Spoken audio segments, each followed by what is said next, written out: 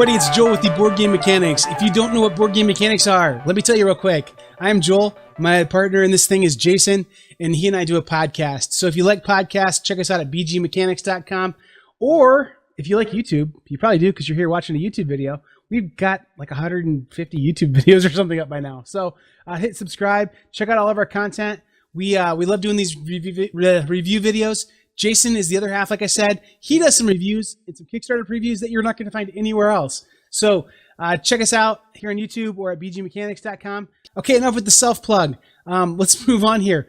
This game is called the Manhattan Project Energy Empire, and it's from Minion Games. I'm going to tell you what I think of it, but first let's take a look at some, not really even gameplay, but just kind of a rules explanation, and just kind of look at the components a little bit. This is done on a brand new camera to me, so if there's a couple of hiccups in there, I'm sorry in advance. But I think the footage is still really great, and you can get a really good idea of the game. So anyway, let's go to that now. So Energy Empire is a really cool game. I'm not going to be able to teach you entirely how to play this game, but it's not complicated to learn. You can learn it fairly quickly if you've played any kind of worker placement games. So basically, these are the placements of the workers here. You can see they all just kind of do different things that help us get resources of different kinds, which we're going to use in turn to use those resources to generate power plants, which we're going to use to make power. And then we're going to use that power to get resources again or clean up our environment. And we're going to also have workers. So there's two kinds of workers that you can use. There are these power workers, which I kind of mentioned earlier, power. And then there's actual like legitimate workers. And these look familiar to anybody who's played Manhattan Project. I always wondered why they didn't just put meeples in the box, because they have these super thick, chunky pieces of cardboard in there. But it makes sense in this game. We'll talk about that here in a second. So those two kinds of resources work together. Sometimes you can use either one. Sometimes you have to use one specific one. But basically, we're going to use those resources as we are, if we look here, buying cards off these card markets. So each of the three areas that we just showed there at Broad has cards that fill in. So these would have cards filled in as well. Then we'd have green cards filled in. And the government is the green, the industry is the brown, and the yellow is the commerce. And so there's 9 cards available at any given time, and they do refresh, and the way how a lot of markets refresh for like card games where you're buying things to put into a tableau. So over the course of the game, I would put workers there, stick a worker there, and then I would buy this card, which is the steel market, small steel mill, which would generate steel for me. So real quick, how this card works: I get steel by putting either a power or a worker there, either one of my resources that I gathered from generating power. It's an industrial building. It's worth 3 victory points at the end of the game. And it's missing a symbol up here that some other cards have. Let's take a look at that symbol.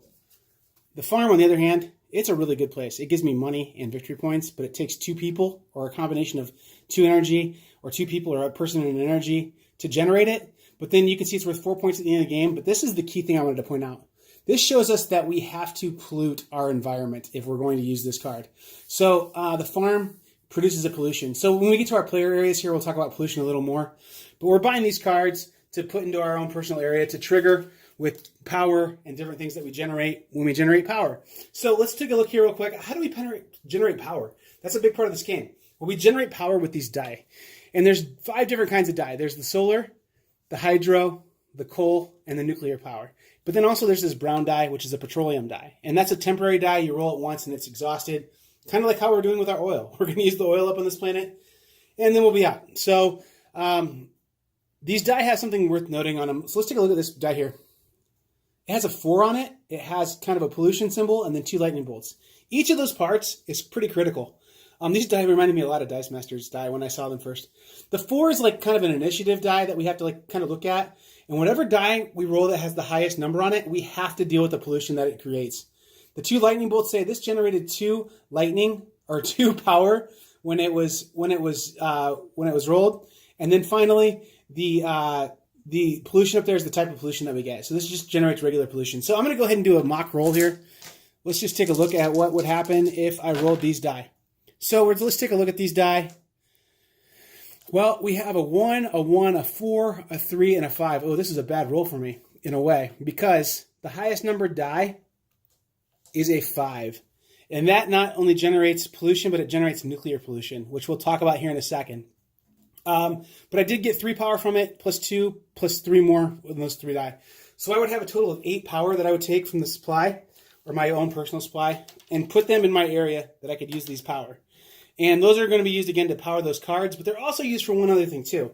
So one other mechanic in this game that I think is really cool, and I haven't really seen in other places too much, is that, let's just assume I'm playing with yellow player, and yellow player is really upset at me because they wanted to build an industrial building, and I just will not recall my workers. So up here, this is the other thing that's neat too. If you played Manhattan Project, you know that there's not like a phase where everyone recalls their stuff at the same time. There is definitely not a phase like that.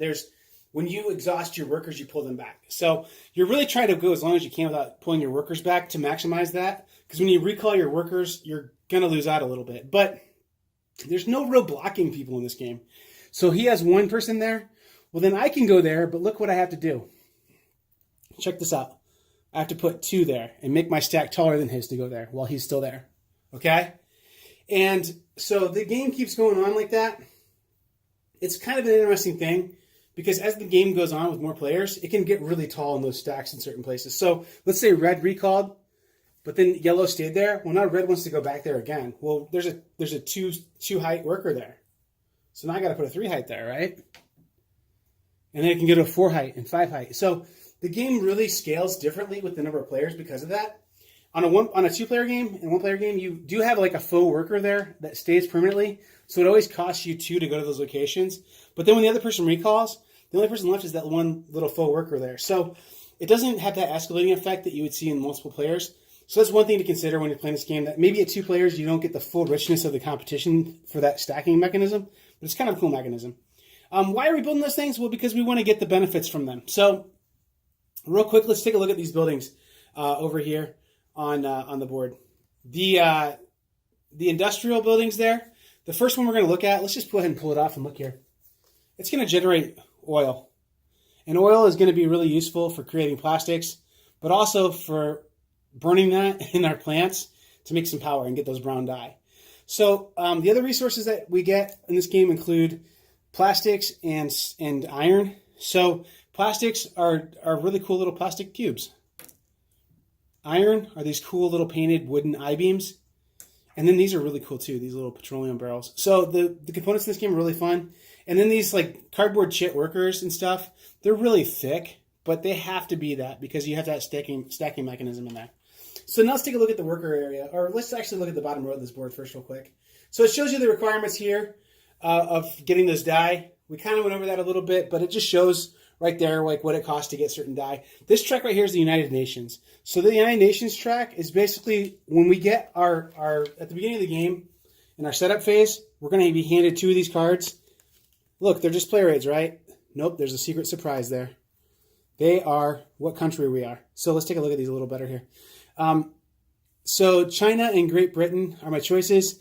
They have different starting resources, but then they also have different ways they can manipulate to become more powerful in the United Nations. So they both need steel, but one uses plastics, the other one uses money. So if I have a plan where I can get money pretty well, I would probably look really strongly at doing Great Britain. And then so now in order for me to move that track up, I need to pay 1 steel plus 2 coins, and I move up this track right here.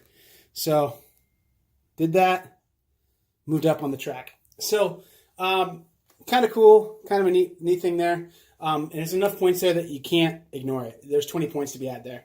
The other place that's kind of neat to get points that's not a part of your engine that you're going to build is this achievement market here. It looks kind of like a gaming table to me. It's got like the green felt looking thing, but these achievements show up here. There's 3 of them in the game. This one right here, let's take a look at this one right here just real quick. This one says Energy Empire. So for each die that you have at the end of the game, you get 1 extra VP. So if you had 5 die, you get 5 VP. These are worth a maximum of 5 points apiece. You can get a maximum of 5 of these in your area. So 25 points can be had by doing that. So those are 2 little side games almost that can get you more points. Speaking of player areas, let's take a look at that real quick because I've been referencing it a bunch, but we need to look at it. So let's zoom out here so we can get the whole thing in. So there's my player area. Mine's kind of a mess right now. They've set it up so that you can organize it real well. Over here I have the environment, and then look, this has got some pollution already set up in it. So this is nuclear pollution that would be acquired from a nuclear die. The way how you remove nuclear pollution is you have to do 1 cleanup action to flip it over to regular pollution, then another cleanup to take it off. All other pollution, you just get a cleanup action, you take it off. And there's certain rules for how you take it off and put it on. The oil derricks can come off too with cleanup actions. But you want to keep this clean because every time that we flip one of these cards, so one other thing that we really haven't talked about yet are these event cards that pop up throughout the game. And they basically, throughout the course of the game, are going to determine, hey, what's happening with this game? So here's an example of one. This is one that would happen late in the game. At the top there, it says score your sky. Well, if my sky is pretty clear, which this one is, I'd score 4 points, right? Plus, the other reason why I want to keep my pollution down is I want to score points at the end of the game. And each spot that I have that's not polluted is worth a point. Plus, these columns are worth points. So this column, if it's clear, is worth a point, 2, and 3 points. So you want to keep it as clear as you can. If you really pollute a lot, you're not going to score many points on your board there. There's a lot of other ways to score points, though. So each die you get is worth a point, and that's where you store your die at. You know, and each one of those you get is worth 2 points. There's different just ways that you can achieve victory points throughout the game. There's certain cards that give you victory points. So the game ends, though, when we get to the end of the counter over here. So let's talk real quick about that again. Depending on player count, you stack up pollution things over here. And whenever you need to draw pollution for either building a building or for if you roll a pollution die, you'd take one of these items. These would all be stacked full. Whenever one's exhausted, we'd flip one of these event cards, and then we would basically adjust the price of the petroleum market. So the first 3 are green cards. Those are a little more pleasant to deal with. The red cards, I think, get a little more difficult. And then the price of the oil just continues to go up throughout the game. And that's a way that you could make money. If you wanted to do a commodities market type thing in this game, you could buy a ton of oil and sell it late in the game. But it's just got kind of a neat combination of worker placement, dice rolling. And I mean, like, I would say this. Let's take a zoom out here and take a look at everything real quick before I call it quits. It does, I mean, if you look at the box on it, this box certainly looks familiar, doesn't it, to the people who played Manhattan Project? Looks almost like it would be an expansion.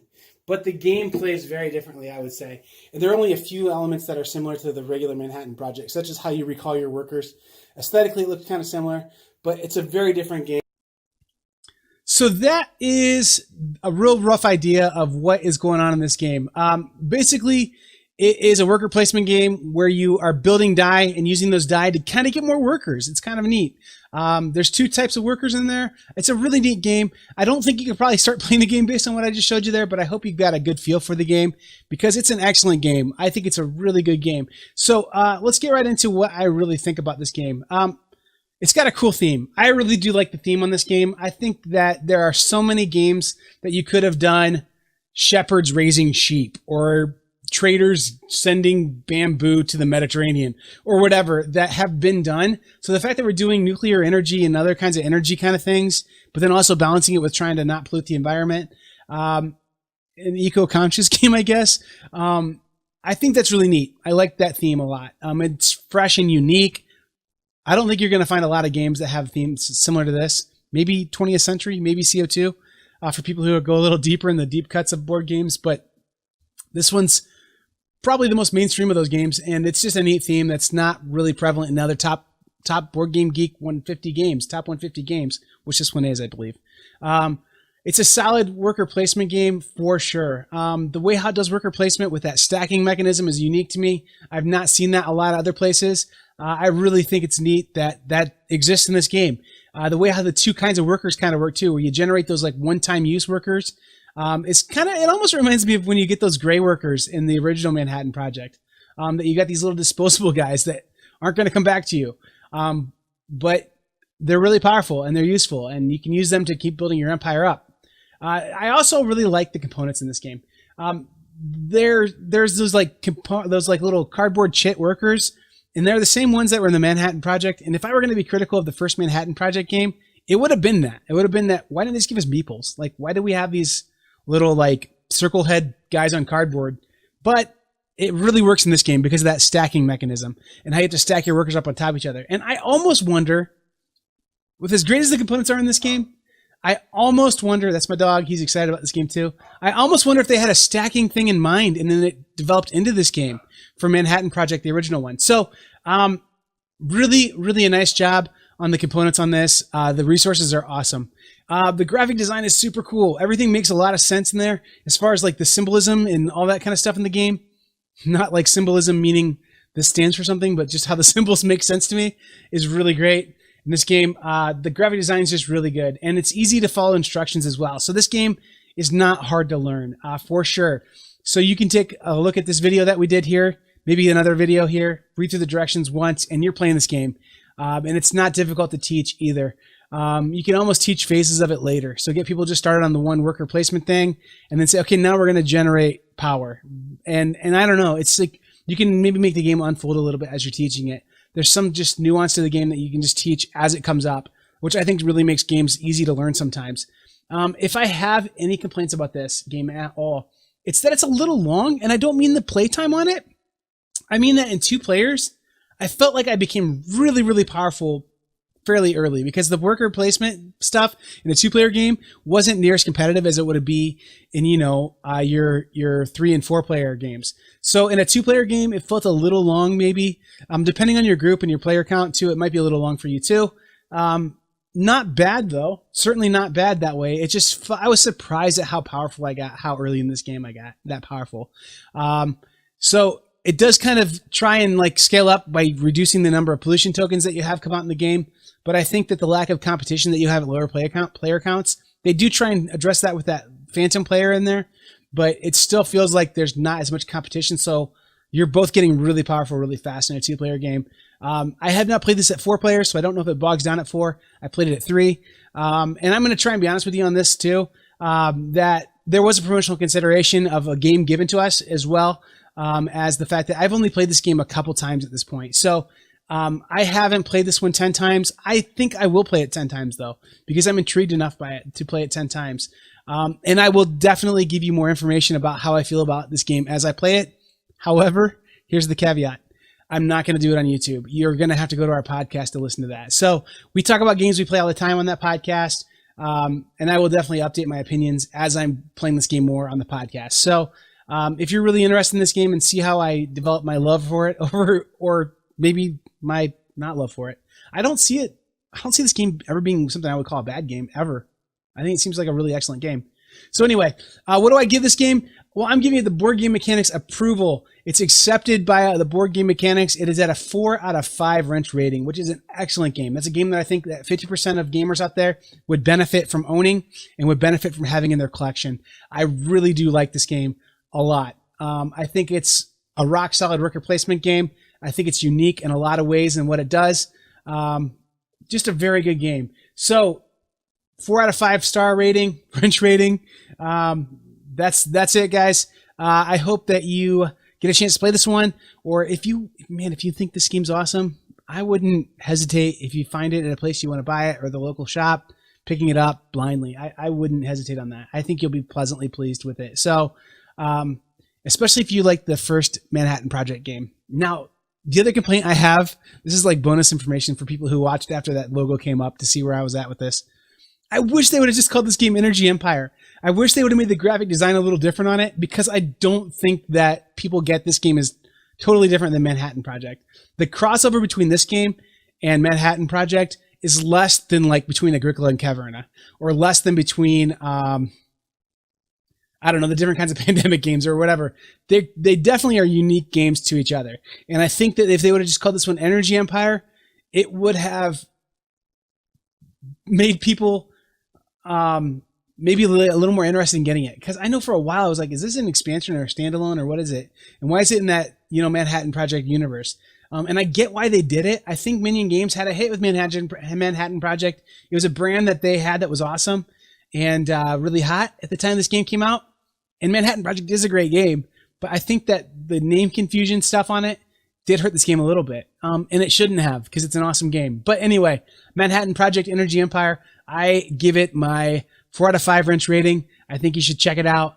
It's worth playing for sure. That's it, guys. Thanks for watching. If you enjoyed this, on these cards coming up, subscribe or check out another video that's custom picked for you. YouTube loves you so much that they picked one of our videos to custom give to you on these last in cards here. So subscribe, check out that other video. Hope you guys enjoyed this. Leave us a comment. We'd love to interact with you guys, or find us on Facebook. We're active there like crazy. So thanks again to Minion Games for the review copy of this, and understand that there was a promotional consideration there. So that's it, guys. Thanks Thanks for watching, and check out our other stuff.